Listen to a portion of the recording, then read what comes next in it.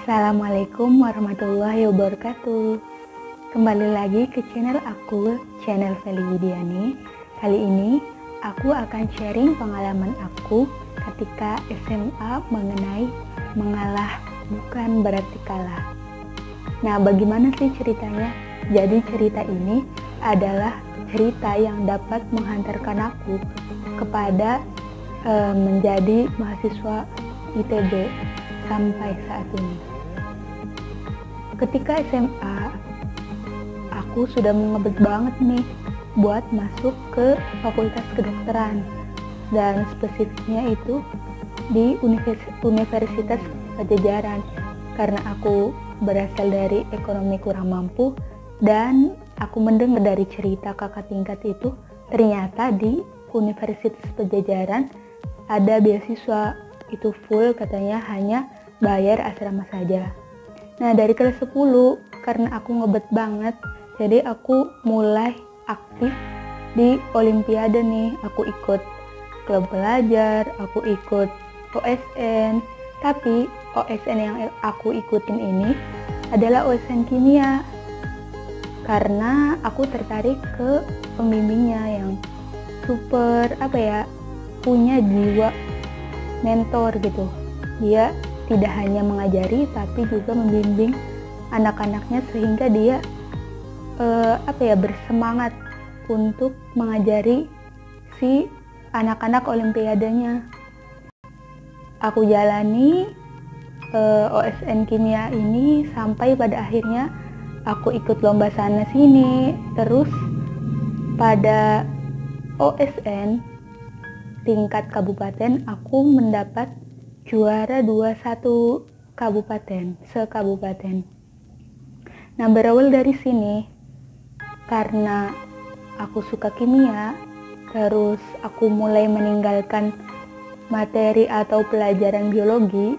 Maksudnya itu tidak terlalu mantap gitu pendalamannya dibandingkan kimia. Jadi aku berpikir lagi nih ketika kelas 12, aku udah nggak terlalu suka nih biologi, gimana ya? Jadi aku nyari-nyari info tentang jurusan apa yang ada kimianya, juga ada sisi kesehatan kedokteran gitu. Terus aku nemu nih jurusan ilmu gizi dan aku tertarik di situ. Apalagi kampus yang aku tuju itu IPB. Menurut aku itu SMA setara dengan tingkat sekolahku masuk IPB itu juga udah bagus. Jadi aku udah nih pas kelas 12 SMA aku udah netepin mau ke IPB jurusan ilmu gizi. Karena udah mantep, jadi aku menuju guru BK pas sekolah itu. Ternyata tidak sesuai kenyataan. Kata ibu BK, jurusan ilmu gizi di IPB udah diambil sama temen satu sekolahku, temen satu jurusanku, tapi dia beda kelas sih. Jadi aku nunggu perankingan karena mengingat prioritas jurusan yang diambil itu berdasarkan nilai kan. Siapa yang nilainya paling lebih tinggi itu dia berhak mengambil jurusan yang diperebutkan. Ketika perankingan, alhamdulillahnya aku rankingnya lebih tinggi nih dari dia. Jadi aku datang lagi ke guru BK. Bagaimana Bu? Nilai aku itu lebih tinggi dari dia, ranking aku itu lebih tinggi dari dia. Bagaimana kalau aku yang milih jurusan itu aja, milih ilmu gizi IPB aja? Terus kata ibu guru BK aku gini, Neng, walaupun kamu rankingnya lebih tinggi, kamu harus peduliin perasaan dia. Bagaimana jika kamu di posisi dia yang lebih ngambil lebih dahulu, terus tiba-tiba diserobot gitu, bahasa kasarnya lah ya, diserobot sama teman sendiri, itu bagaimana?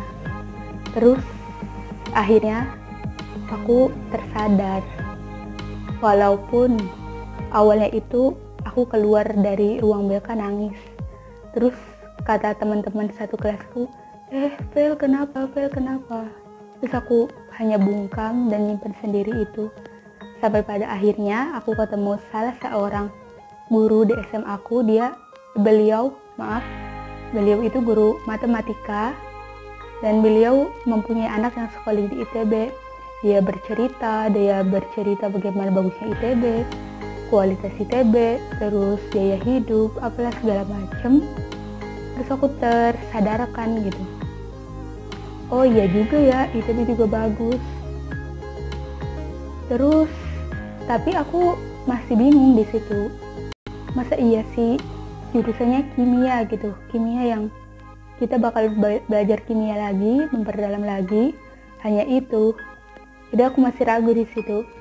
Terus aku di suatu hari ketemu sama alumni SMA aku. Aku tanya-tanya, aku konsultasi, dan dia ngeyakinin bahwa kamu itu udah punya sertifikat OSN. Menurut pengalaman yang udah di SMA kamu, bahwa yang punya sertifikat OSN itu bakal keterima sama ITB.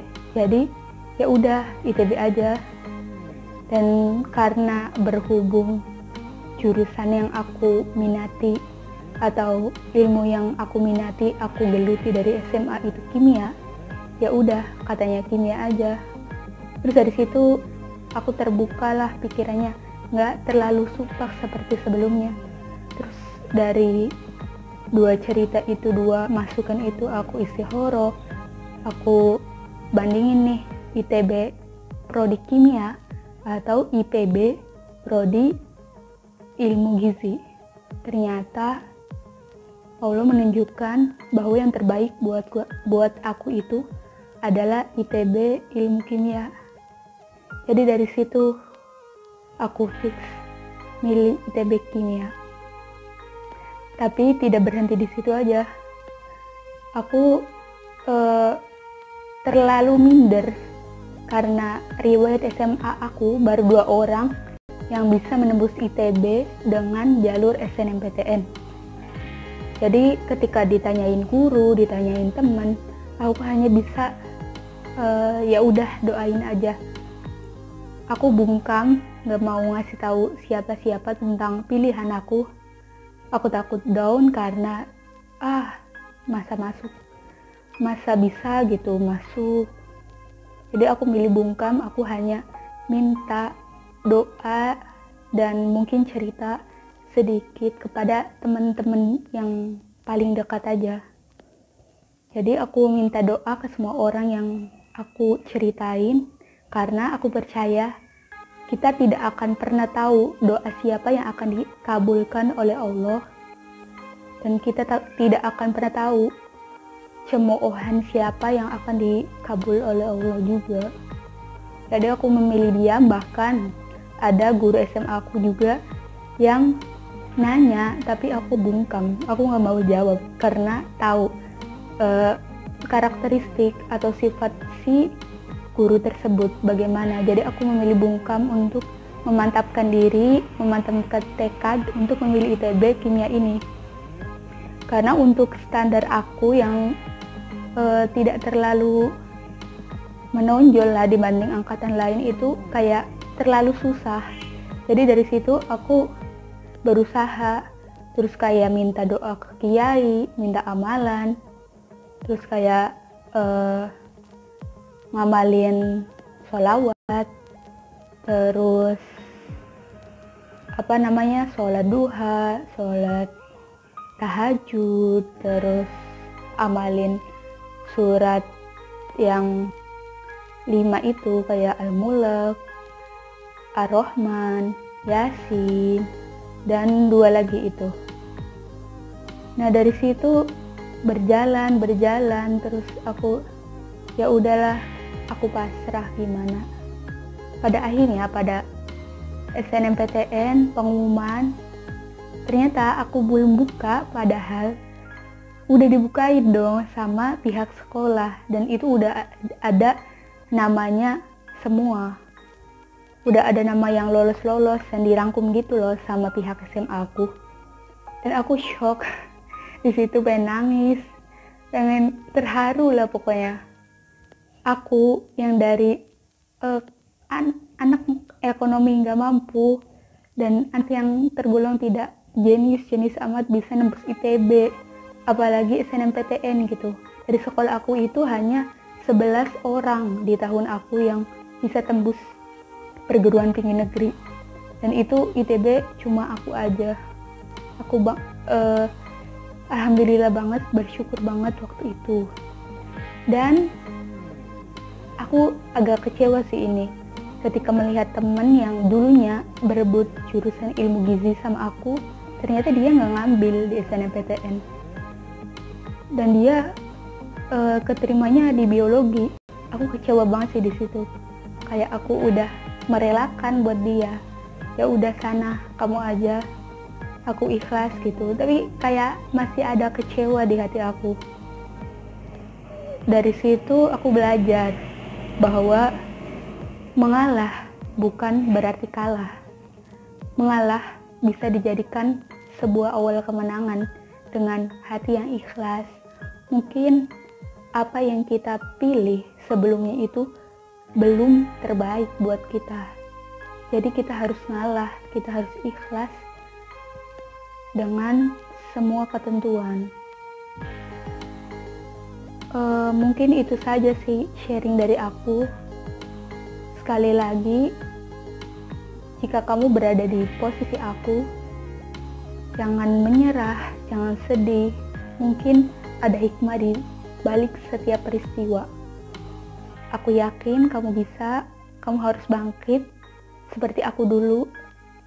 Aku terpuruk banget saat itu. Kamu harus bangkit dan yakin bahwa Allah punya rencana terbaik untukmu di masa depan. Sekian, jangan lupa subscribe, like, and comment ya. Dadah!